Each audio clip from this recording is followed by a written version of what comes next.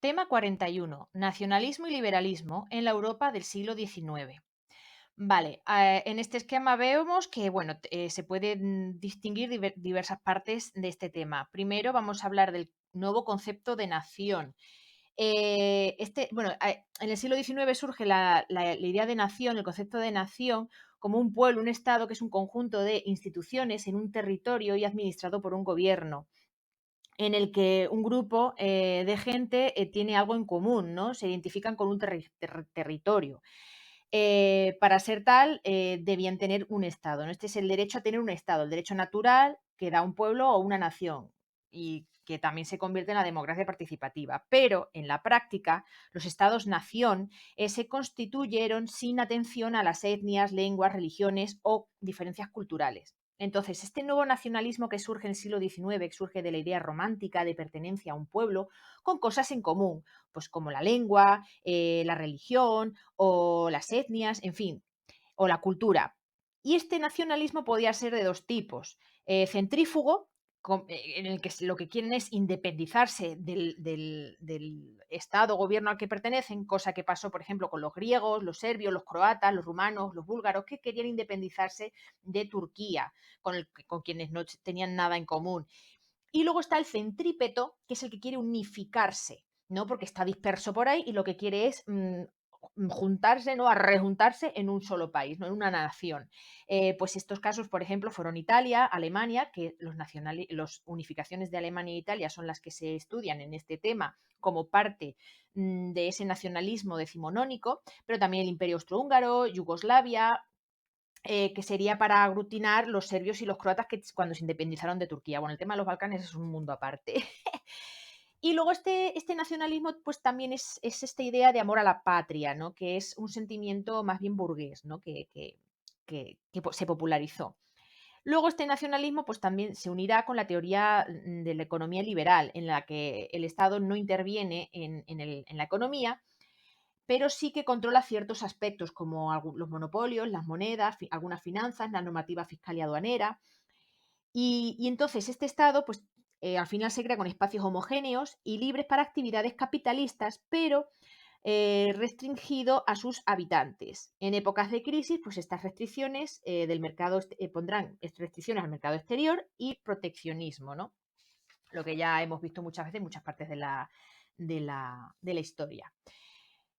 Luego, el liberalismo es una cosa que también debería tener un poco clara, ¿no? Que es un conjunto de ideas políticas que triunfa en Centro Europa en el siglo XIX, que se exportó también a América y Europa Oriental, otorgándose constituciones liberales al estilo de Estados Unidos o Francia tras la Revolución Francesa. La Revolución Francesa va a ser el punto de inflexión y por lo que se cambie de edad histórica, ¿no?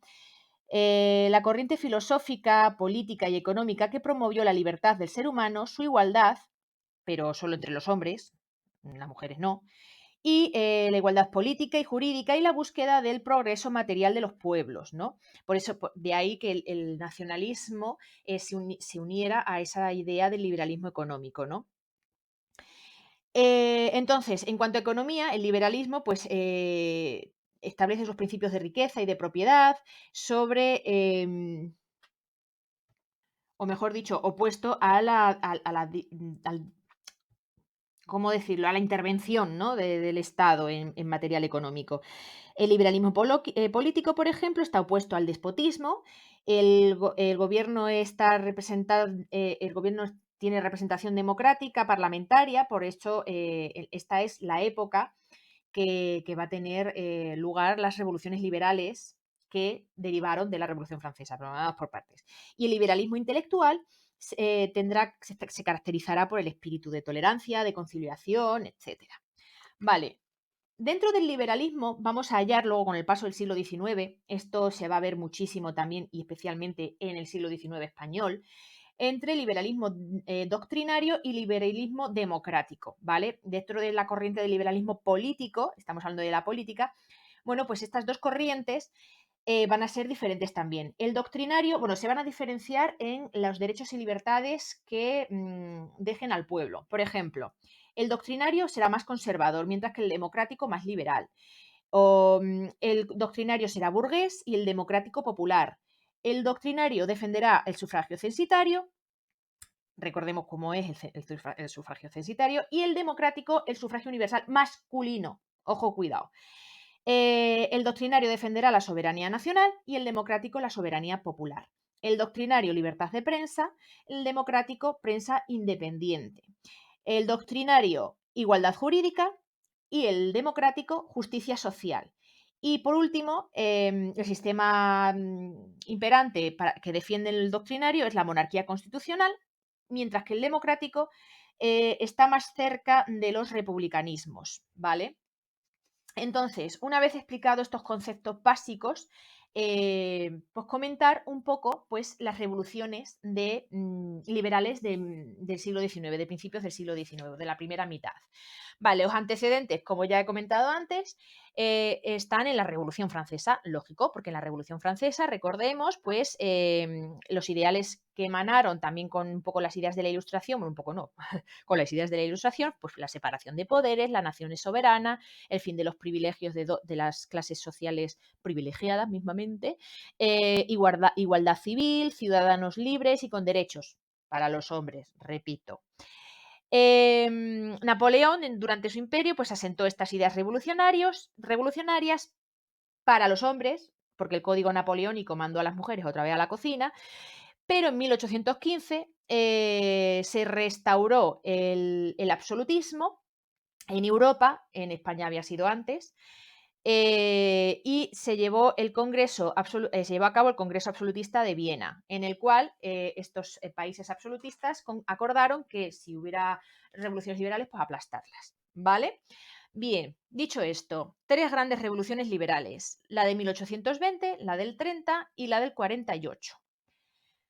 A todo esto, en esta época ya tenemos el movimiento de los derechos de las mujeres imperando en fuerte, sobre todo en Estados Unidos. Que esto lo dejo aquí porque va a tener mucha unión con una fecha, que es la de 1848. Pero vamos primero por las revoluciones liberales. Como decía, son hijas de la Revolución Francesa y son enfrentamientos entre la gente liberal contra los absolutistas, porque querían imponer los principios democráticos, por así decirlo, de la Revolución Francesa, ¿vale? Y tuvieron lugar pues, entre el 1815 y el 1848, que fue la última revolución liberal. Vale, empezamos con la primera. Revolución de 1820. Europa estaba entera bajo la restauración del absolutismo. Por lo tanto, acordaros también de España con Fernando VII, ¿no? Tanto el deseado, pim pam, que va a jurar la Constitución y luego pasa 3 kilos de los liberales de Cádiz, pasa de la Constitución del 12 y reimplanta el absolutismo con todo su papo. Entonces, toda Europa estaba bajo la restauración absolutista. Evidentemente, la gente revolucionaria del 20 era antiabsolutista, además era también nacionalista, también tenía esas ideas ya del nacionalismo y se fraguó, se fermentó en sociedades secretas, pues masones, los carbonarios italianos, los comuneros en España y tal. El ejército tuvo un papel muy importante a lo largo de todo el siglo XIX. Los que sabéis de historia ya lo sabéis. Van a tener un papel muy importante, o bien van a apoyar estas revoluciones o las van a reprimir. En general, la mayoría fueron un fracaso porque la Santa Alianza, derivada de ese Congreso de Viena, las reprimió brutalmente. De hecho, en España, recordemos que en 1820 tuvo lugar el levantamiento del general Riego, que consiguió implantar el liberalismo, que se conoció como trienio liberal, pero murió en 1923 porque Francia mandó los 100.000 hijos de San Luis. Para reprimir este trienio liberal. Entonces, el único sitio así los únicos sitios que tuvieron éxito fue en Grecia, porque consiguió la independencia del Imperio Turco. Pero claro, también al independizarse de los turcos, pues recibieron las imposiciones del rey Otón I, que era absolutista. O sea que, bueno, salió de Málaga para meterse en Malagón. Las colonias americanas, por ejemplo, las colonias americanas españolas, empezaron a independizarse. Aprovechando, bueno, empezaron ya desde la invasión de Napoleón, que España era un caos y una anarquía total. Entonces, los criollos, que fueron los que levantaron las independencias contra España, recordemos que los criollos eran descendientes de españoles nacidos en América, bueno, pues se opusieron al absolutismo de Fernando VII. Entonces, aprovechando la pirula de la guerra de sucesión de independencia con la invasión napoleónica, bueno, pues empezaron a independizarse. San Martín consigue que Chile se independice, Bolívar independiza la Gran Colombia, Argentina también se independiza, en fin. O sea, tuvo fracaso en la mayoría de los sitios de las capitales europeas donde tuvieron lugar, pero sí que tuvo éxito en España y en Grecia, y en España el éxito duró solo 3 años. Pero bueno, ahí está. Seguimos con el absolutismo y la siguiente revolución, que es la revolución de 1830, surgió en Francia también y de ahí se irradió por Europa. También era de corte nacionalista. El contexto en el que surgió fue de crisis económica y del absolutismo de Carlos X, que fue quien subió al trono después de Luis XVIII. Bueno, esto es un chocho, el que quiera mirarlo, que se lo lea, pero en la historia francesa de esta época es apasionante, ¿sabes? Y nos quejábamos de la española. En fin, el caso es que también había un auge de la pretensión de los partidarios orleanistas, que eran liberales. Bueno, los orleanistas eran los que apoyaban a Luis Felipe de Orleans, ¿vale? Que pues eso, para quitar el absolutismo y poner a un liberal, ¿no? Bueno, es que la historia, decía, de la historia de Francia del siglo XIX es brutal, ¿vale? Porque tenemos, bueno, se restaura el absolutismo con Luis XVIII, que dura 100 días. Luego Carlos X, que es el que reina cuando tiene lugar esta revolución liberal. Luego sube al poder Luis Felipe de Orleans, que accedió al trono mediante derrocamiento del anterior e imponiendo el liberalismo doctrinario, que luego más adelante con la revolución del 48 le impondrán el liberal, democrático, y luego al final el 48 también servirá para, bueno, esta es una movida, ahora lo voy contando por partes. El caso es que, ¿cuál es la chispa que hace que estalle la revolución de 1830? En Francia, digo. Pues primero las 4 ordenanzas de ese año. La suspensión de la libertad de prensa, la disolución de las cámaras, la reducción de la base electoral y gobernar a base de decretos. Esto provocaron las 3 gloriosas jornadas que se llaman, que son barricadas en París, los liberales guiando al pueblo de Delacroix, aquel cuadro, ¿acordáis? Bueno, pues esas son las que marcan las barricadas de París. Carlos X se exilió y por lo tanto accede al poder Luis Felipe de Orleans, como decía, que gobernará o reinará hasta 1848, que será el primer liberal después del absolutismo en Francia. ¿Qué pasa con el resto de Europa? Bueno, pues en Bélgica se independiza en el 31 con el apoyo de Gran Bretaña y de Francia, y Polonia intenta independizarse, pero no tiene apoyos. Así que fue un fracaso total y tuvo que seguir perteneciendo a Rusia. Ahora tiene lugar la revolución de 1848, que estas siguen siendo burguesas, pero ya tiene un poquito más de apoyo popular. Las otras dos eran burguesas, que todas las revoluciones liberales son liberales porque son burguesas, básicamente. Por eso se diferencian de la Revolución Rusa. Las primeras sí fueron burguesas, pero la última, la de octubre del 17, esa ya no es burguesa. Entonces, estas son liberales burguesas, pero la del 48, que voy a hablar ahora, esa ya tuvo un poquito más de apoyo popular. Fue la más importante del ciclo, por supuesto, porque además se suma el socialismo, esa base socialista que por eso tuvo más apoyo popular, ¿vale? Porque el socialismo se sumó, la ideología socialista. Y aquí hay que agarrarse que vienen curvas. Bueno, estamos en una situación que Francia está aislada. Los franceses tienen un cabreo monumental por las restricciones en derechos de reunión. Recordemos que, bueno, es que no puedo detenerme en hablar del gobierno de Luis Felipe de Orleans, pero lo que empezó siendo como un líder liberal, pues se torció un poquito para lo que no era, ¿no? Entonces, se aumentaron las tendencias republicanas, volvieron a crearse barricadas en París. Guizot dimite y Luis Felipe I tiene que abdicar. La Asamblea Nacional es tomada por el ejército y la presión popular reclama una segunda república, el 24 de febrero además. Se establece un Ministerio del Progreso en el que se llevan a cabo talleres nacionales. estos talleres nacionales son para creación de empleo, ¿vale? La jornada se rebaja a 10 horas y se regula el derecho a huelga. Se establecen elecciones el 23 de abril por sufragio universal masculino, ojo, donde ganan los conservadores, que cierran los talleres nacionales, lo cual también provoca motines. Es que es en este año, en el 48, cuando se extiende ese liberalismo entre doctrinario y el democrático popular, ese que comentaba yo al principio, entre el doctrinario o burgués y democrático popular, es ahora cuando se extienden, ¿no? Los moderados van a tener el apoyo de Napoleón III y le van a poner como presidente de la República. Aquí Napoleón III se las trae. Este es el famoso que estaba casado con María Eugenia de Montijo. Una época así como súper romántica, tal, pero bueno, de aquella manera, ¿no? Bueno, pues Napoleón III le ponen como presidente de la República, pero al poco, en el año 51 o 52 más o menos, se da un golpe de Estado, o da un golpe de Estado y crea un imperio, ¿eh? Ya no es una república, ya es un imperio francés. Bajo Napoleón III, que se llama, que durará del 52 al 70. En los años 50 de este imperio será de marca autoritaria, pero en los años 60 se abrirá hacia un poco más liberal, ¿no? En el 71 pasan dos cosas importantes que hacen que esto se vaya, el imperio napoleónico se vaya a hacer puñetas.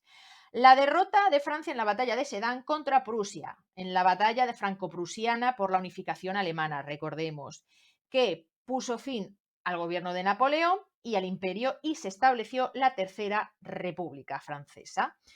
El contexto internacional siempre también es muy importante tenerlo en cuenta. Esto solamente fue en Francia, o sea, fijaros, la revolución, ambas revoluciones, tanto en la 30 como en la 48, en Francia sirvió para quitar gobernantes y poner a otros más prometedores. Y en el caso del 48, al final se puso a Napoleón III, pero durará, no será lo que se esperaba, porque al final, bueno, ya lo he comentado, pues que instaura un imperio al poco tiempo. En Italia, por ejemplo, los revolucionarios de este año piden constituciones liberales, sufragio universal masculino y fin de la ocupación austríaca, pero son duramente reprimidos por Austria. Aquí aplastamiento total. Se supone que solo tuvo éxito medianamente en Francia. En Alemania estallan revueltas, el Parlamento se establece en Frankfurt, se proclamó soberano y se proyectó una constitución, pero el rey de Prusia se opuso y se disolvió en 1849, o sea que no valió para nada. El imperio austríaco, por ejemplo, vio movimientos nacionalistas húngaros y checos, pero los reprimió también. O sea, poca broma con los alemanes y los austrohúngaros. Y bueno, los austrohúngaros no, los húngaros, el imperio austrohúngaro se fundará más adelante, que me he columpiado ahí. Pero bueno, el imperio austríaco reprimirá los movimientos nacionalistas húngaros y checos. Consecuencias que tuvieron esta revolución. Fue importante porque definitivamente se abolió la servidumbre en la Europa central y oriental, salvo en Rusia, que siguió con la servidumbre hasta la Revolución Rusa. Se estableció el liberalismo democrático y fue un fracaso relativo porque se estableció el sufragio universal masculino, esa abolición de la servidumbre, y surgió el nacionalismo italiano, que luego tendrá lugar y cristalizará con la unificación italiana, que veremos ahora mismito. Entonces, bueno, estas serían, digamos, las revoluciones liberales. Y ahora rápidamente voy a pasar a las unificaciones. Como he dejado la de Italia ahora, pues voy a hablar primeramente de la italiana. Vale, el territorio estaba subdividido en diferentes estados, en 7. En la economía, pues como suele ser habitual, en los territorios del norte, en Piamonte, pues era más rica, más próspera y más industrializada, y los territorios del sur, Sicilia y tal, pues eran más atrasados, más pobres, en fin, con menos posibilidades. Hubo diferentes intentos de unión previos en las diferentes revoluciones liberales que ya hemos visto en el 30, en el 48 y luego también en el 59, pero no será hasta que no lleguemos, hasta que no llegue pues, el Reino de Piamonte como motor para esta unificación. ¿Cómo? Porque el rey del Piamonte, o sea, el Piamonte, cuyo rey era Víctor Manuel II, establecían una monarquía constitucional. El ministro de entonces era Cavour, que pues, era el primer ministro, que pues, querían pues, eso, una monarquía constitucional, en fin. Aquí aparece la figura de Garibaldi, que era republicano, pero que ayudó a esa unificación italiana. El movimiento ideológico del nacionalismo italiano, pues patria italiana, sentimiento nación, en fin, y todas estas cuestiones ideológicas que promovían, pues lo que decíamos al principio, o sea, ese nacionalismo centrípeto, el de unificarse.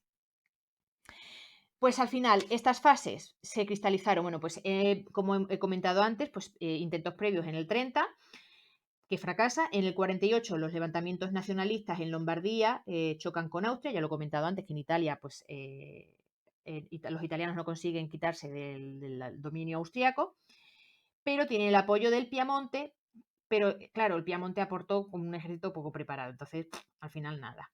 El caso es que estos intentos en las revoluciones liberales fracasan y en el 59 es cuando tiene lugar la ruptura con Lombardía. Cavour se alía con Francia, coge el apoyo de Napoleón III y lo que pasa es que después de unos cuantos avances se retira. Y el Piamonte tiene que retirarse también, por lo que en el intento de 1859 pues también fracasa. ¿Cuándo llegará la unificación por fin propiamente dicha? En 1860, con las primeras anexiones de Parma, Módena y la Toscana, entre otras. En el Piamonte se establece un plebiscito que consigue esas anexiones, por lo tanto es todo a voluntad del pueblo. Garibaldi lleva a Génova su ejército, conquista el reino de las dos Sicilias y echan a los Borbones que estaban imperando en las Sicilias. Acordaos que los Borbones pues, eran gobernantes de las Sicilias. Y ya 10 años después, en el 870, tienen lugar las últimas anexiones. La lucha entre Austria y Prusia, en la que vence Prusia, Prusia ayuda al Piamonte con el levantamiento de Lombardo-Véneto. Prusia obliga a devolver estos territorios al Piamonte. Es que esto es... o sea, unas guerras entre ellos vienen bien a Italia. Y luego la guerra franco-prusiana, en la que vence Prusia, echa a los franceses de Roma y obliga al Papa a aceptar la unificación. O sea que, bueno, al final la guerra franco-prusiana pues tiene que fue para, pues eso, para la unificación alemana, pues echó el capote también a la unificación italiana. Vale, ahora vamos con la unificación alemana. Esta tuvo lugar entre el 64 y más o menos el 70-71, que es cuando tuvo lugar esta famosa guerra franco-prusiana. Primero, ¿cómo estaban, qué partes iban a formar en esta unificación? Pues primeramente, Austria y Prusia. Vale, Austria estaba en el sur, dominada por la familia de Habsburgo. En ese momento era emperador Francisco José de Habsburgo y Lorena. Y el primer ministro será Clemens von Metternich. Eran una monarquía centralista y autoritaria. Económicamente, pues tenían pocos recursos y tampoco tenían una burguesía poderosa capaz de un desarrollo industrial propio del siglo XIX, por culpa precisamente de ese gobierno de tipo autoritario. El antiguo régimen, además, de ideología católica, traía problemas internos con el nacionalismo húngaro, ¿vale?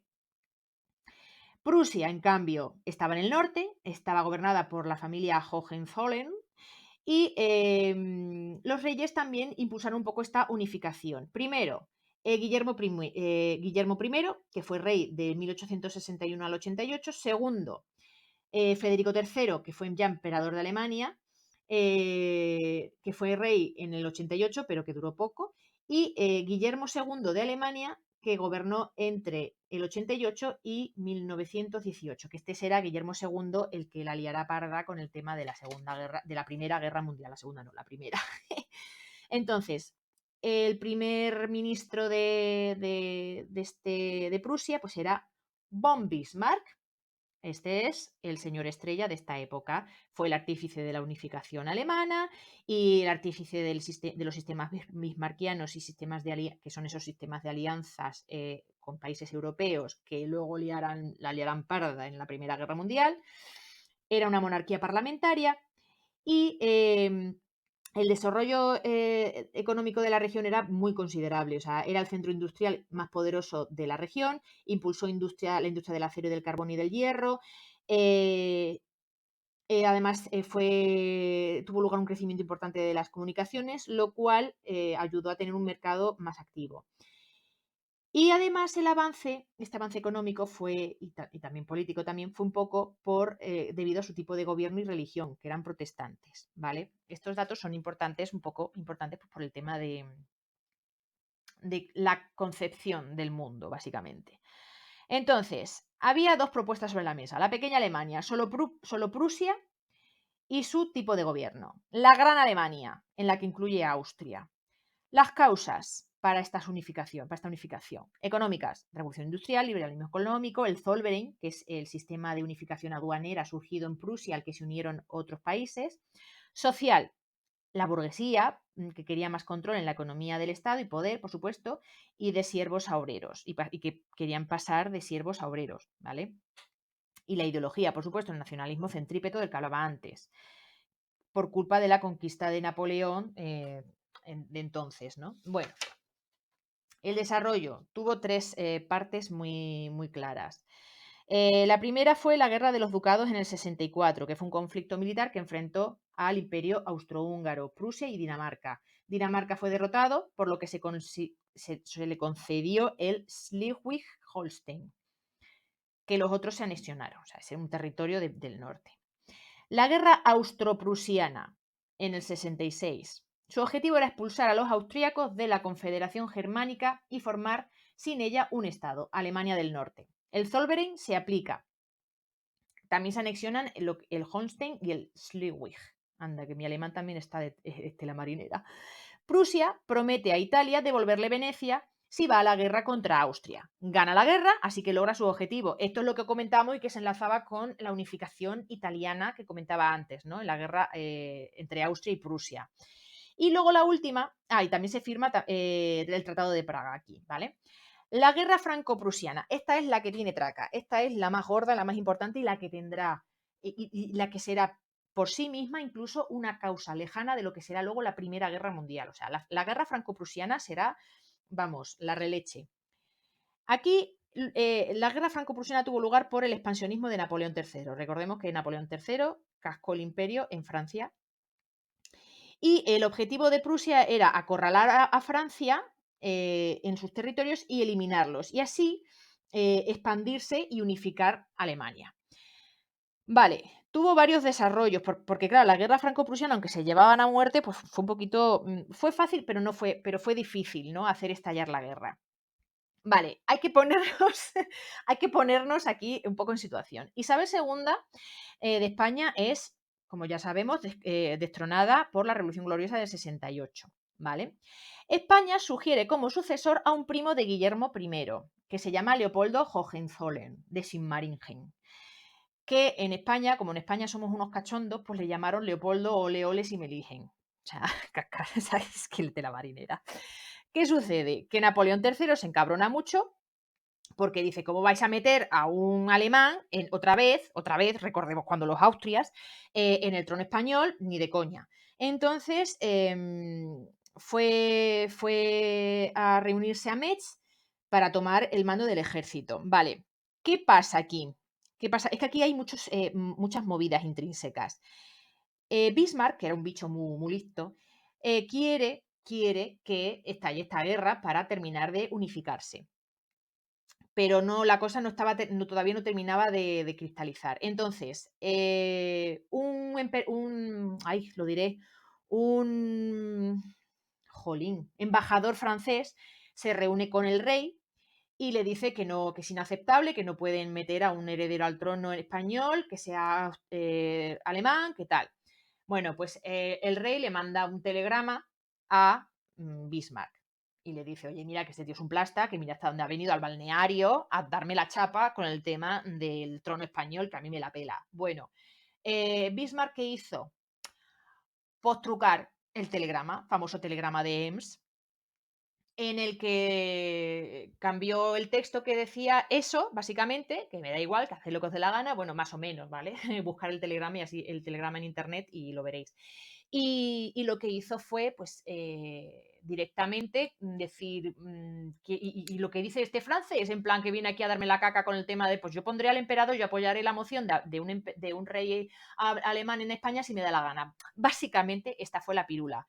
Esto cabreó como una mona a Napoleón III, obvio, y entonces se plantó en Metz a sitiar con el mando del ejército y a sitiar Metz. En paralelo a esto, tiene lugar en los hechos de la Comuna de París.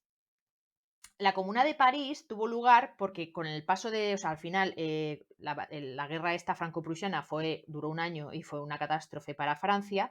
El imperio alemán, o sea, el ejército alemán, mejor dicho, era súper pro en ese momento y llegaron hasta París. Y en París tuvo lugar esta comuna, ¿no? Que es, al estar sitiado por Prusia, bueno, estoy diciendo Alemania, pero bueno, es Prusia todavía, se establece esta comuna de París, que es el primer gobierno obrero anarquista, formado por anarquistas, marxistas, aunque también tenía socialistas, pero menos. O más bien marxistas socialistas, ¿no? Que duró 60 días como un ayuntamiento, pero al final nada. La guerra, los prusianos ganan la guerra, Napoleón III tiene que abdicar con la derrota y se proclama la Tercera República Francesa. ¿Qué pasó? ¿Cuáles fueron las consecuencias de esta guerra? Pues la unificación de Alemania e Italia tuvo al final su materialización, porque recordemos que esta guerra también fue jolín, lo diré, un momento en el que al ganar Prusia a Francia, pues obliga al Papa primero a aceptar la unificación italiana y a devolverle territorios a Italia, ¿vale? Porque echa a los franceses de Roma, básicamente. Esto establece también que Alemania despoja a Francia de Alsacia y Lorena. Hola, estos son los grandes territorios porculeros de toda la historia contemporánea en Europa, porque Alsacia y Lorena van a ser el Christopher de todo, porque van a ser el motivo casi más importante del rencor francés para luego la Primera Guerra Mundial. Por supuesto, el fin de la monarquía francesa.